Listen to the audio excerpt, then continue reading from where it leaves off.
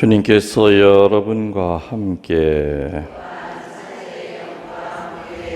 마테오가 전한 거룩한 복음입니다. 23장 23절에서 26절까지의 말씀입니다. 불행하여라 너희 위선자 율법학자들과 바리사이들아, 너희가 박하와 시라와 소회향을 11조로 내면서 의로움과 자비와 신의처럼 율법에서 더 중요한 것들은 무시하기 때문이다. 그러한 11조도 무시해서는 안 되지만 바로 이러한 것들을 실행해야만 했다. 눈먼 인도자들아, 너희는 작은 벌레들은 걸러내면서 낙타는 그냥 삼키는 자들이다. 불행하여라 너희 위선자 율법학자들과 바리사이들아, 너희가 잔과 접시의 겉은 깨끗이 하지만 그 안은 탐욕과 방종으로 가득 차 있기 때문이다. 눈먼 바리사이들아, 먼저 잔속을 깨끗이 하여라. 그러면 겉도 깨끗해질 것이다. 주님의 말씀입니다.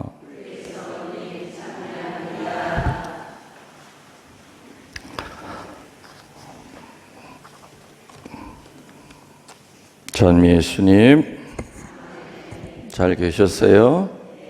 네, 여러분들 기도 덕분에 잘 다녀왔습니다. 바이크를 빌려서 7일 동안 프랑스와 스위스에 있는 그 성지 두 곳을 이제 갔는데, 그 성지 두 곳이 전부 다 2000m 이상 되는 높은 산에 있어요. 하나는 성모님의 성지고, 하나는 성 브루노 그 수사 신부님의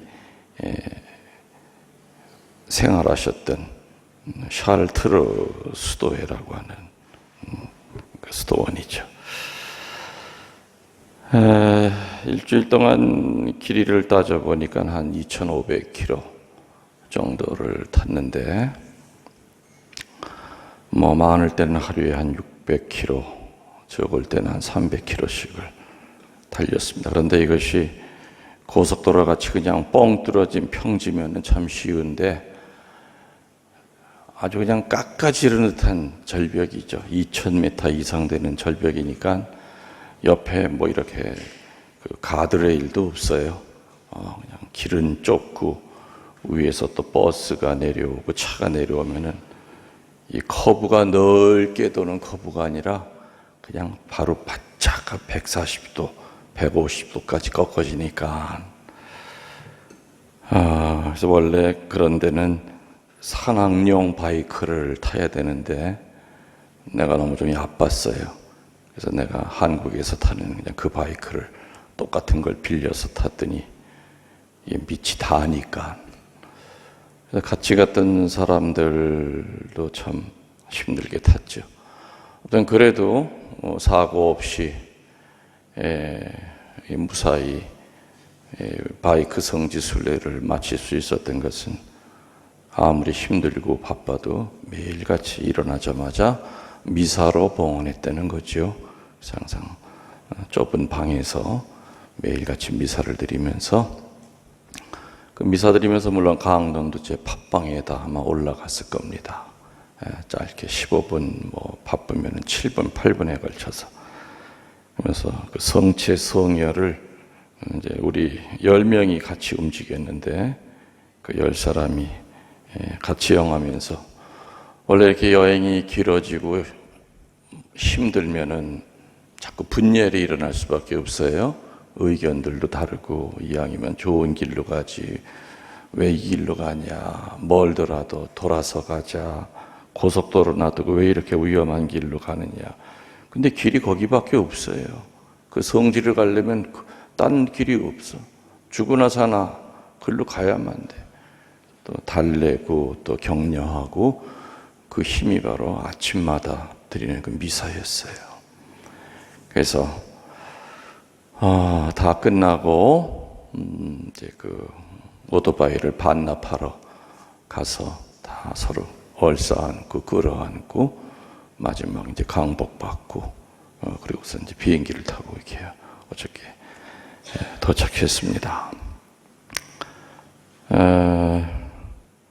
뭐 걷는 순례도 있고 또 뭐 아니면 4발 승용차를 타고 다니는 순례도 있고 또 저처럼 오토바이로 하는 순례도 있고 순례는 많이 있겠죠. 많이 까매졌죠. 거의 깜둥이 같죠. 난 내가 봐도 잘 모르겠어요. 거울을 봐도 우리 고양이가 나보더니 누구세요 그래. 처음에는 내가 아닌 줄 알고 몇 시간 동안 나한테 오질 않아요. 우리 저 쪼꼬가 한참 만에 목소리를 듣더니 이제 나한테 왜 인제 왔냐고 그냥 얼마나 또 그냥 또 달래느라고. 산속만 다녔기 때문에 뭐 여러분들한테 줄 선물은 살 엄두도 못 냈고 바로 내 자신이 선물이지요. 맞아요, 틀려요? 본당 신부가 그래도 다치지 않고 무사히 잘 왔으니까 그래서 그냥 저도 박수를.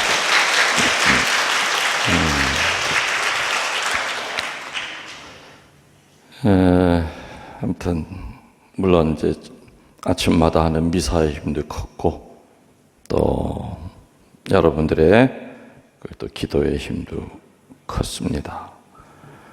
바이크를 타면서 또 한 손에 묵주를 잡고 그러면서 또 열심히 그렇게 그 아주 높은 곳에 있는 성지이기 때문에 진짜 큰 맘 먹지 않으면 가볼 수가 없는 성지예요.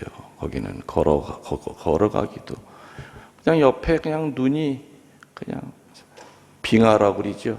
몇천 년 동안 안 녹는 그 눈들이 그냥 있어요. 그걸 보면서 하느님이 만드신 가장 아름다운 데 내가 이렇게 왔다 가는구나. 올라갈 때는 고생하면서 올라갔고 그 보면서는 기쁘고 순례하면 기쁘고 또 내려오는 길이 더 위험해요. 이 바이크는 내려오는 길이 훨씬 더 위험해요. 거기다가 이틀은 또 비를 맞았어. 거기다가 그냥 높은 산이니까 뭐가 끼겠어요. 그냥 구름이 있어, 구름. 우리가 여기서 쳐다본 그 구름이 산에 그냥 그대로 있어요. 구름이랑 비가 같이 오고 또 그 구름 속에서 막 번개가 막 때려요. 무섭죠. 그래서 바이크가 여러 대 쫙 서 바로 앞에 있는 그 바이크가 보이질 않아요.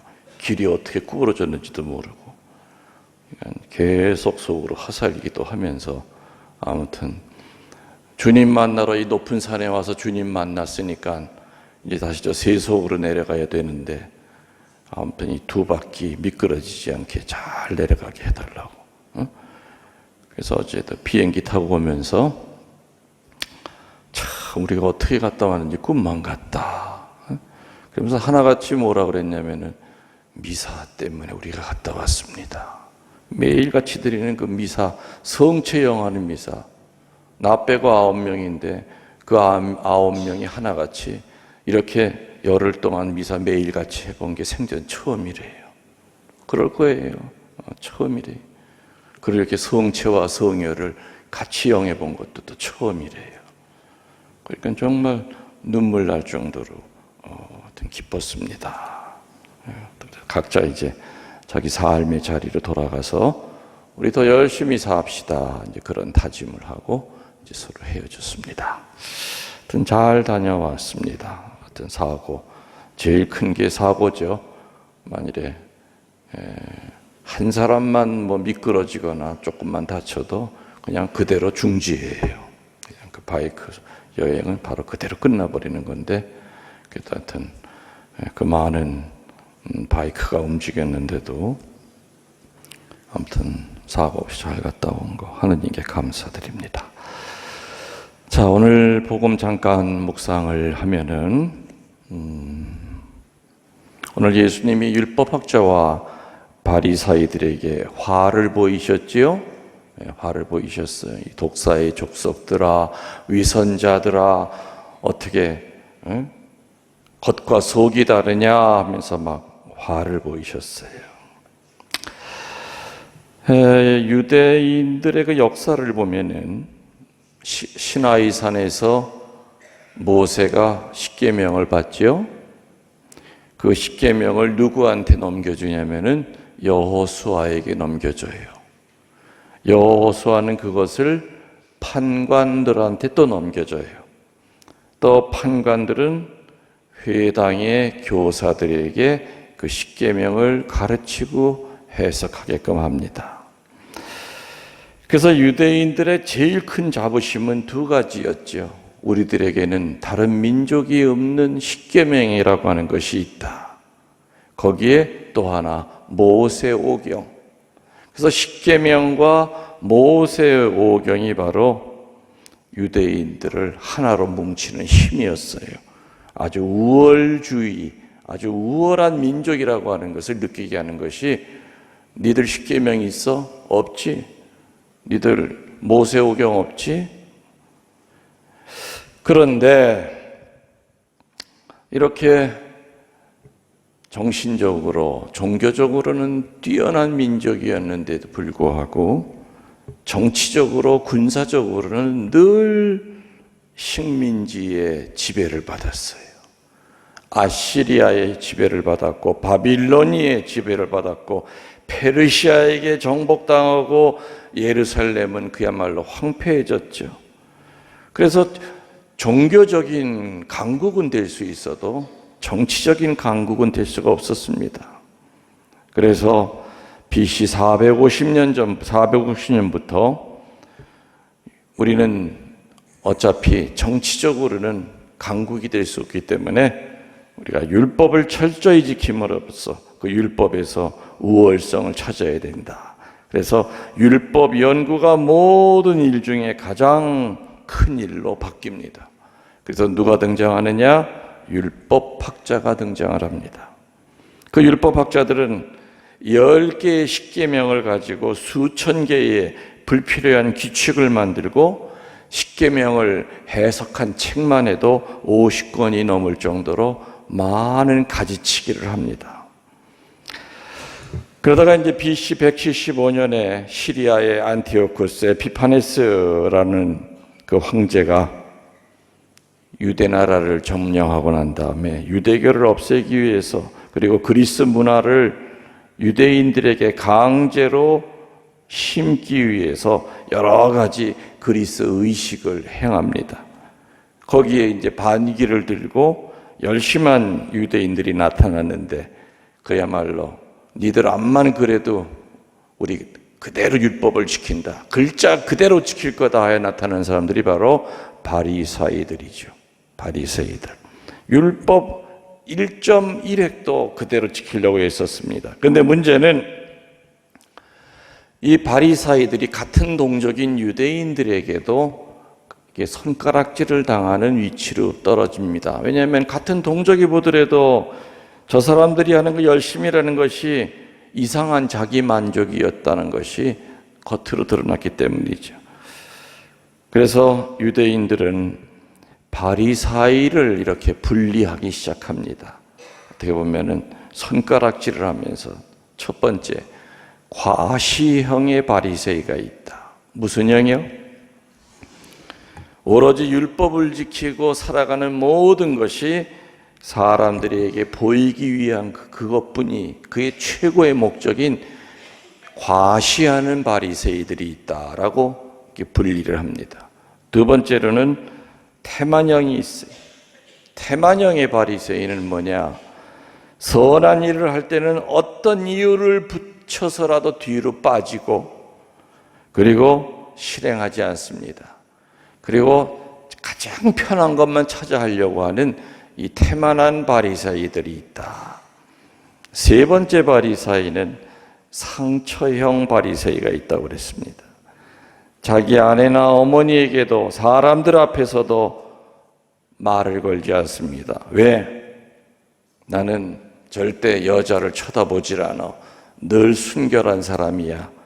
그래서 그거를 피하기 위해서 눈을 감고 지나가다가 벽에 부딪히고 기둥에 부딪히고 나무에 부딪혀서 늘 이마에 상처가 생겨요. 그래서 그걸 자랑스럽게 나는 하느님만 쳐다보지 여자들은 안 쳐다봐. 상처가 많으면 많을수록 더 거룩한 바리사이라고 스스로 생각했죠. 그래서 유대인들은 저 위선자들, 저 상처형이다. 네 번째 바리새이들은 곱사등이형의 바리새이가 있었습니다. 다른 사람에게 겸손하게 보이기 위하여 늘 허리를 구부정하고 다녔기 때문에, 땅만 보고 다녔기 때문에 마치 허리가 굽은 것처럼 곱사등이처럼 그렇게 보인다 해서 곱사등이형 바리새이가 있다. 다섯 번째로는 계산형의 바리새이가 있었습니다. 자기가 행한 선행을 가지고 늘 하느님과 대차 대조표를 만들어 나갑니다.